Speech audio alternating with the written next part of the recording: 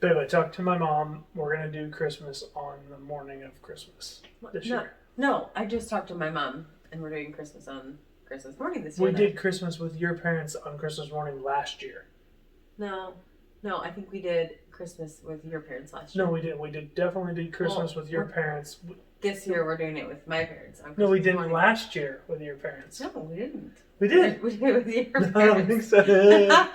Fine. I don't even want to do Christmas this year. Good. Me either. Let's get into that.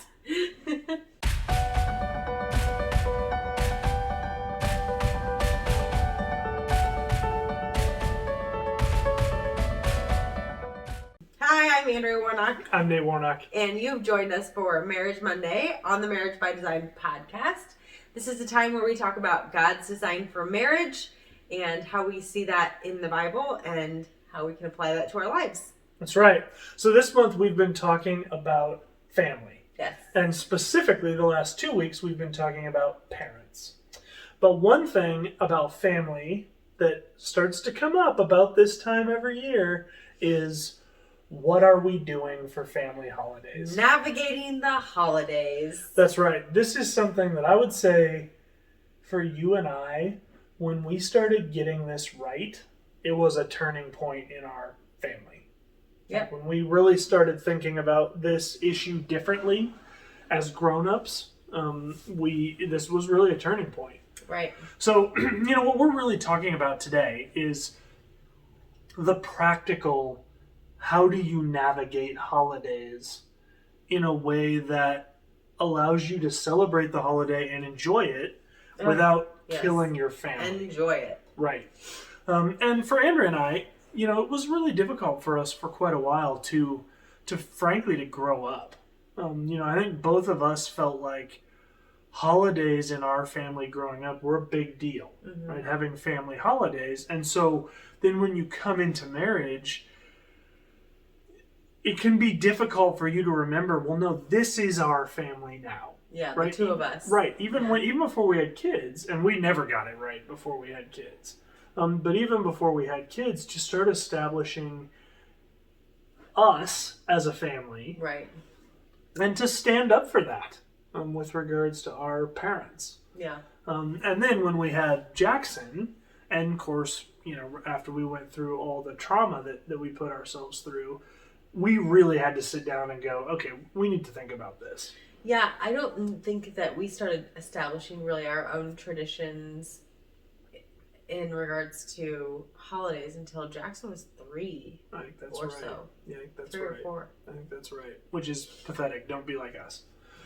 So what we want to talk about today is what are some things we can think about when we start thinking about holidays for our family? Because, if you've got your wife's family, your husband's family, and maybe even some blended families. Exactly. So you best, quote unquote, best case scenario from a number of events standpoint, his family has an event for the holidays, her family has an event for the holidays.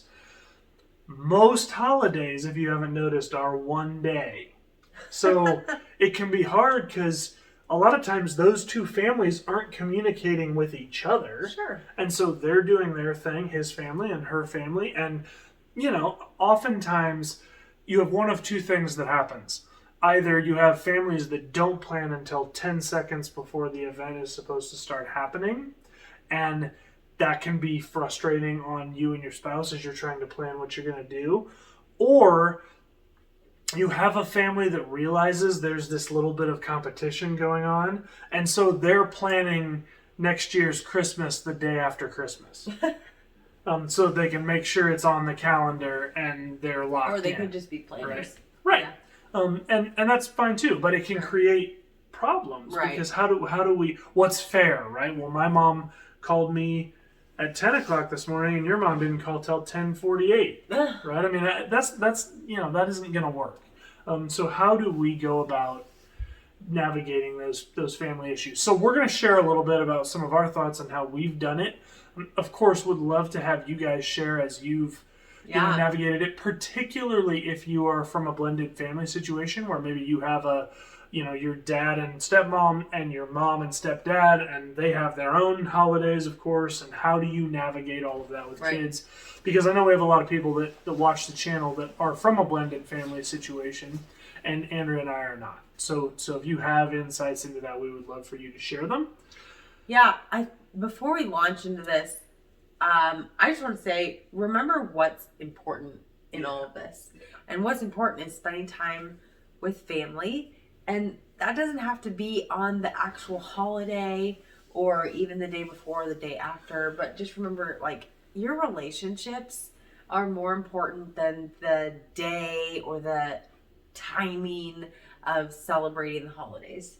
So just remember, in navigating all of this, what you should place as a priority is your relationships and your time together, regardless of when that happens. Yeah, it's a good call. And along that same line, sometimes we can let perfect get in the way of good. Yeah. And what I mean by that is, your holidays are probably not going to look like they looked before you were married and or before you had kids.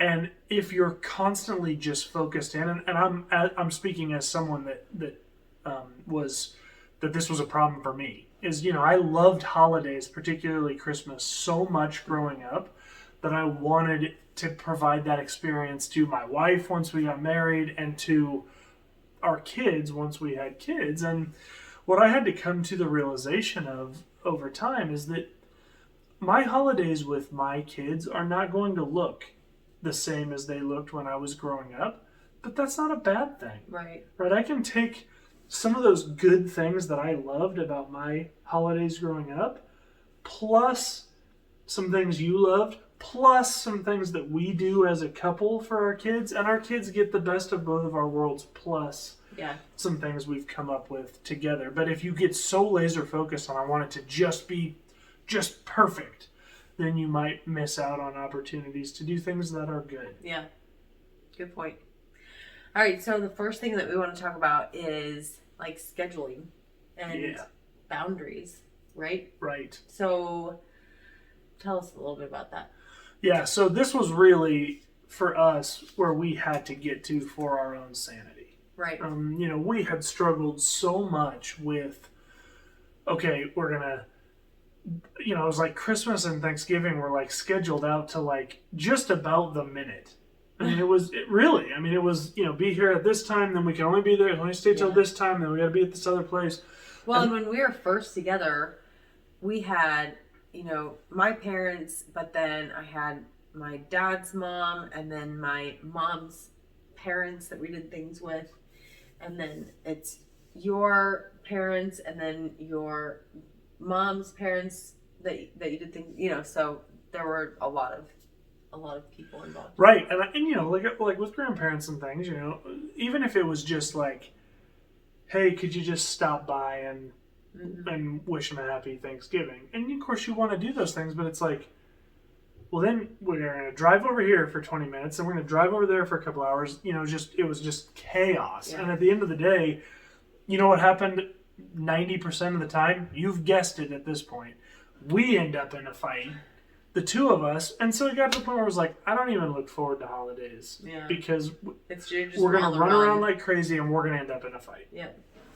So here's what we decided to do. We finally decided, okay, we need to take control of holidays, and we tried to do this in a loving way with our parents. But basically, what we said is, we're going to do Thanksgiving on Thanksgiving Day with one set of our parents, and Christmas on Christmas Day with the other set of our parents. We Thanksgiving and Easter. Oh yeah, Thanksgiving and Easter. That's right. So we do Thanksgiving with one set and Easter with the other set, and our parents were fine with that.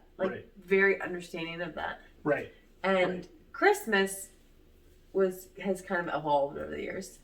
Right. And now once, obviously, unfortunately, as grandparents have passed away, that made Christmas, an easier thing to manage a little bit, as well. But, and I think just sort of naturally, you're one of 2 kids. I'm one of 5 kids. And your brother lives a ways away, and My brothers, I have more of them that are sort of close to the area. And so, kind of just naturally ended up that oftentimes your brother and his family would go to her parents for Christmas and then show up a day or two or three after Christmas, and my family would be here for Christmas. So it just kind of worked out that way, right? And that's great when it works out that way. And really, I think that's kind of the point is, if you figure out between you and your spouse, hey, this is what we're going to do, and communicate it to your parents in a loving way that makes it clear, hey, we're not trying to skip out on anything. It's just, it's too much when we try and do everything all in the same day. But then also being able to brainstorm with them a little bit about, and this is, I'm jumping around a little bit. This is kind of a separate one of our things we want to talk about. Bless you. Excuse me. Thanks. But coming into those conversations with solutions in mind. So to be able to say, hey,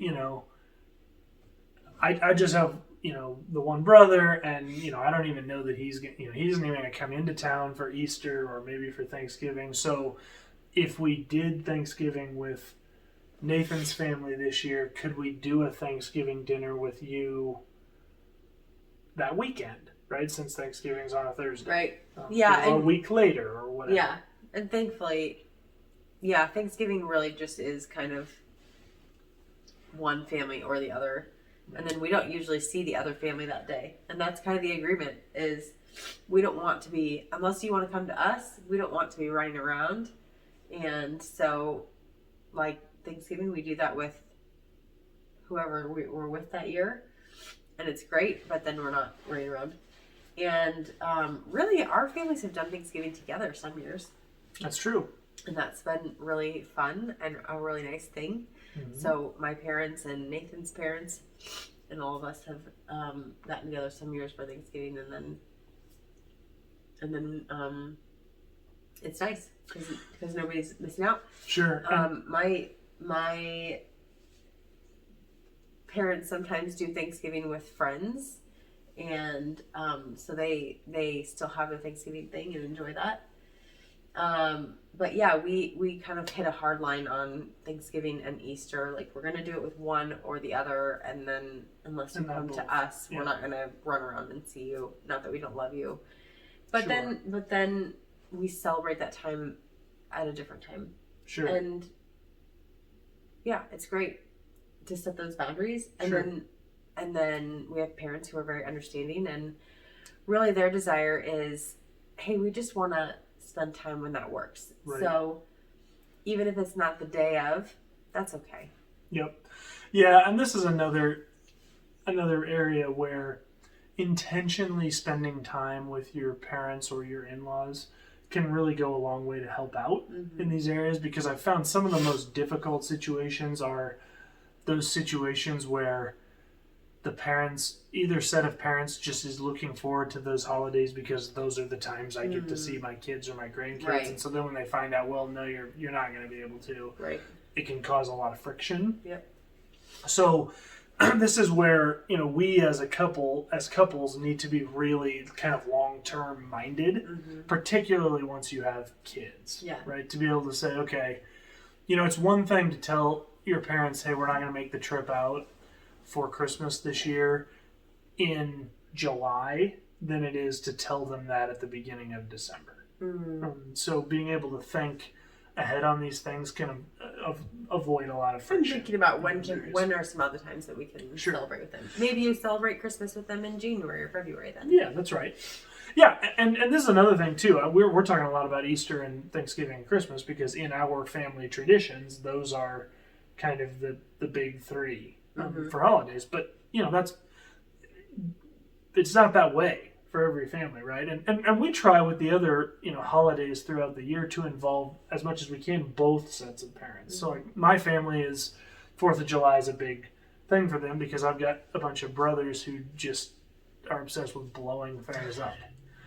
And so it's a big deal for my family. It's not as big a deal for your mom. I mean, the holiday is important to you and your mom and dad, but doing the fireworks and all that kind of stuff isn't as big a deal. And so sometimes they'll come over to my parents' house and they'll watch some fireworks, and then they'll get bored of it and they'll head home. And that's great. Right. Same thing for Halloween, right? I mean, Halloween's not, neither my parents or your parents really, are that excited about Halloween. Yeah, we used to sometimes go to my parents' neighborhood, sometimes go to his parents' neighborhood, and we finally said, we're going to do trick-or-treating in our neighborhood. If you want to come see us, exactly. Come to us. See, and that's, some of you guys are already listening to this laughing and going, you young pups. The big brain play here, as I can see you saying, is to just start hosting these holidays at your house and invite everyone. Yeah. And you're right. That's the big brain play. But a big part of this is being sensitive to the other parties involved, the two families. And for sure, both of our moms are still in a position where they want to host. And I want them to host. Holidays. That's sure. a lot more work than I want to put in. Sure. Yeah, both of my moms really enjoy hosting those holidays, and they're really great at it. And it's so fun, and it's almost nostalgic to still have them at their house, have those holidays at their house. And I'm more than happy to have them doing all that. Sure. Doing all that cooking and having the mess in their house.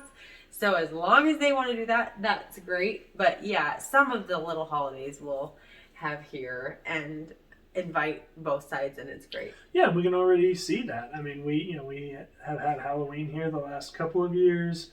Probably will have 4th of July here next year. I mean, we are starting to have more of those holidays here, and nostalgic's a good way of saying that, because there would be a little bit of me that's like, oh, I've reached the pinnacle of adulting. Yeah, now that I'm hosting Thanksgiving or whatever. Yeah, for sure. Another thing to talk about in this is we came to a point where we realized we need to have our own tradition. Yeah, this is important. As a family, our own identity, our own traditions. We can't just be constantly living out somebody else's traditions. That's right. So that really played out mostly in Christmas morning. It wasn't, again, until Jackson was 3 or 4, and usually we would have gone over first thing, like right when we woke up, to Nathan's parents and done the whole Christmas morning thing. And we finally said, I think we need to do the Christmas morning thing at our house with our nuclear family, and then go from there. But we need to have that Christmas morning, like, you wake up, you come downstairs, you do the stockings, you have breakfast, just us in our home. And it's been a really sweet tradition for us. And it was also kind of one of those things that was good for Nathan and me as we established our family. Yeah. And really put a stake in the sand of, like, we are our own family. Yeah. We are going to have our own traditions. Sure. And our own sweet memories for our kids to remember and hold on to. Yeah. So, yeah, and it is a precious time. It really is. It's relaxed, it's chill, it's just us hanging out, and then it's like the moment we get in the car to go to my parents, then the whole day just speeds up. It does. Yep, it's true. So it's been super great for us to realize there are some things that are important for us to establish our own traditions, and we don't have too many of them with holiday things that like impede on other people's traditions, but there are a couple of them that we've felt like were important, and we love them. And both our parents have been great in understanding that and changing their schedules a little bit for that. Right. Yeah, and I think that the key to that's communication.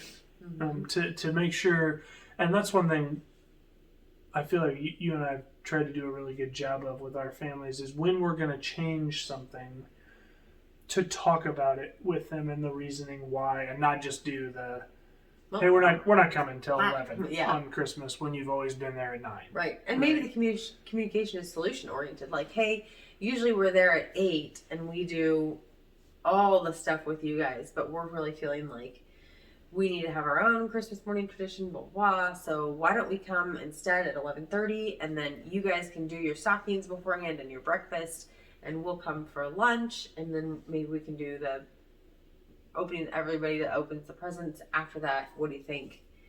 Rather than just, well, we just can't be there till 11:30. So. Right. So take it or leave it. Yeah. Right. Yeah. Right. Yeah, I agree with that.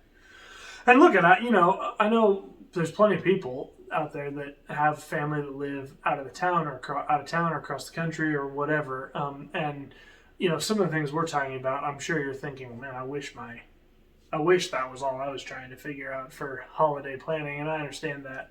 But I hope the principle of it is what you're taking away. Right. Like, communicate, be solution oriented, establish your own family traditions. Right. Try to be fair in that if you always go to the wife's family's, you're always driving to there for Christmas, and you just kind of leave out the husband's family for Christmas every year. That may be really hurtful, or that may be really hard for your husband or his family or whatever, and maybe seek to change that up every other year, right? Or some years, or whatever. Yeah, and this is important to go. If you didn't have a chance to watch it, go back and watch last week's episode, because Andrea started that episode off with a really good discussion of what the Bible says about peace and love. And you may go, well, I don't really want to do Christmas with his family because whatever, they don't do this, or they don't do that, or they believe this, or they don't believe this. Right, but try and ask the Holy Spirit to give you a glimpse into how He looks at those people. Because it might not be the most comfortable thing for you. It might be night and day different from doing Christmas with your family. But can you set that aside for the purpose of loving on a group of people that were made in God's image? Right. Even if they don't do things the way you wish they did it. And I would really encourage you to not be grinchy about it either, because you can still make such great memories and have such a great time, even though it's maybe not what you would have preferred to be doing for that holiday. That's right. If you choose to not have that Grinch attitude, and you choose instead to say, this is different, but we can still find a lot of greatness in this, and we can create wonderful memories in this. That's great. Yeah, that's right. That's just what you are looking for, especially when you have kids involved. Yep. Don't sour their opinion of one holiday over the other, but really help to create those memories.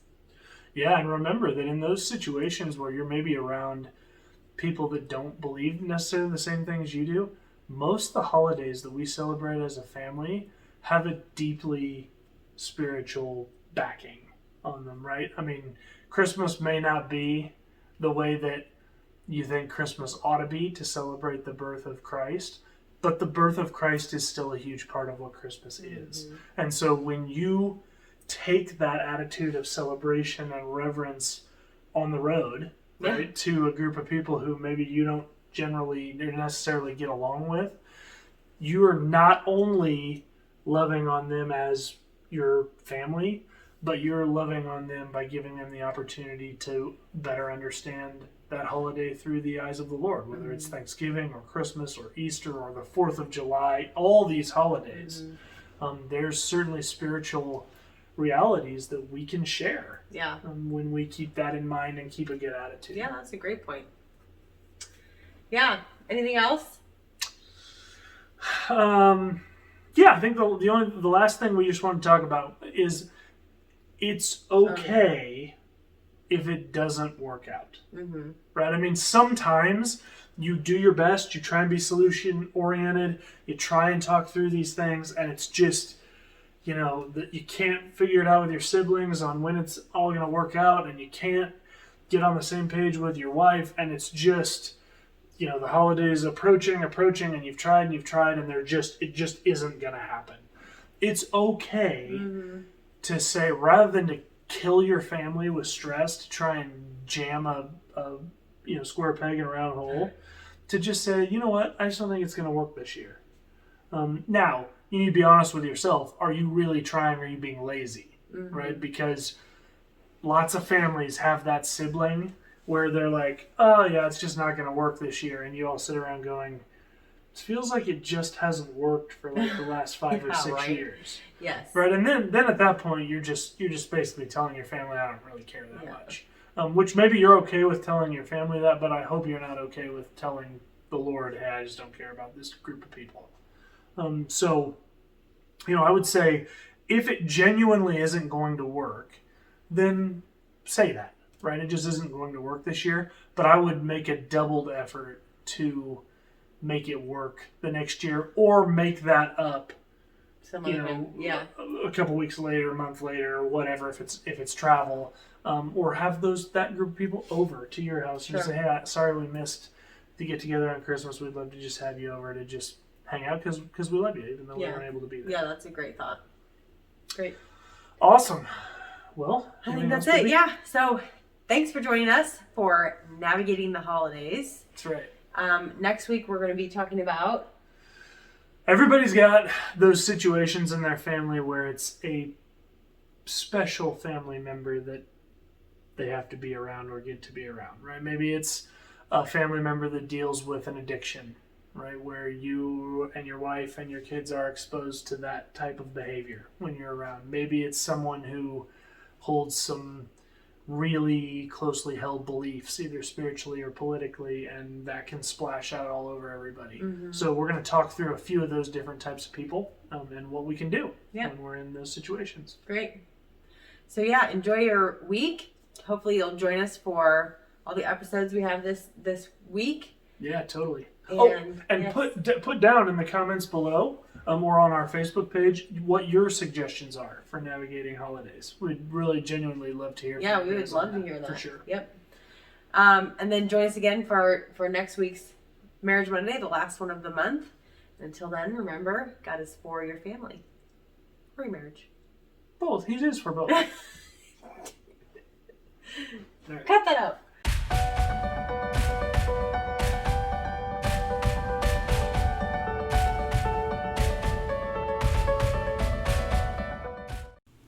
Hey, thanks for joining us on Marriage by Design. If you were impacted by this video, like it by hitting the thumbs up below. Also, don't forget to subscribe, and once you subscribe, hit the bell icon so you can be notified when new episodes release. Excellent. Also, one of the huge pillars of our show is interactivity between us and you. So we would love you to comment down in the comments below if you have thoughts about this video, or if you have questions or other things you'd like to see considered in the future. In addition, if you'd like, you can email us. That's marriagebydesignpodcast@gmail.com. We're also on Instagram @marriagebydesignpodcast, or you can find us on Facebook by searching Marriage by Design Podcast. Finally, if you want to, you can tweet at us. We do have a Twitter account that is @MarriageXDesign. Thanks, and have a great day.